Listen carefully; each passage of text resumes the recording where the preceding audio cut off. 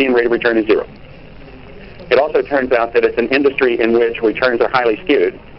So 50% of the distributions in the venture capital business in the past 15 years came from under 30 firms. So there's 750 firms in the industry.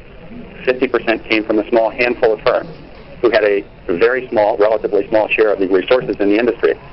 So if you happen to be in the rest of the distribution, then you had really poor return. So they're going to wait and try to have lower risk and higher return, and they're going to abandon one part of the market. It's just going to get like the tide going out. And so the question is, how do you fill that vacuum?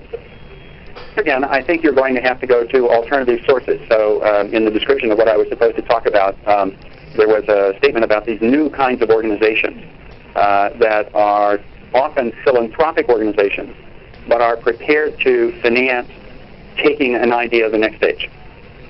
Recently, the Cure Alzheimer's Fund announced a $5.4 million grant to focus on genetic variations in Alzheimer's. The Cure Alzheimer's Fund is funded by some local individuals. It's an interesting charity because the founders agreed to pay 100% of the administrative costs. So new philanthropic investments are 100% allocated to the project. So none of the money is going to pay for the administrative overhead.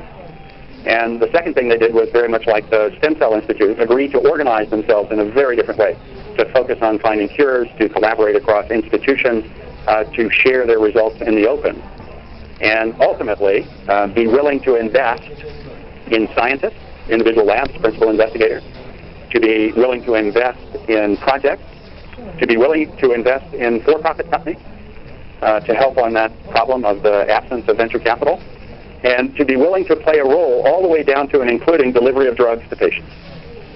So Cure Alzheimer's Fund is at an earlier stage, Multiple Myeloma Research Foundation, with a woman named Kathy Giusti. They raised $150 million. They brought 4 drugs all the way to patients. They organized clinical trials. They recruited patients. They underwrote the basic science. And they did so in a context in which people might have a drug that would work for multiple myeloma, but the market was too small to finance an effort in a clinical trial focused on multiple myeloma. So again, it turns out in myelin repair and cystic fibrosis, in a wide range of disease areas, there are these new hybrid organizations who are prepared to give money based on outcomes, not on the nature of the company they're giving the money to or the specific institution. They're as prepared to work with Mass General or the Stem Cell Institute as they are with a biotech company that might have been formed or a new venture. And in fact, I think they're going to play a much, much more important role over time. Now, often when I first met the stem cell guys, actually, it's an easier story to say about Bob Langer. So I first met Bob Langer. Bob had started 28 companies out of his lab. He's not new to this business.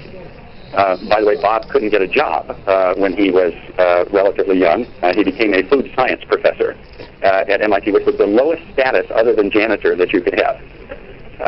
But I think it sort of worked out. I asked Bob, I said, well, how much is your budget each year? And he said, well, it's $5 million. And I said, well, let me get this right. You have 2,000 people applying to get in your lab who are interested in taking and commercializing ideas.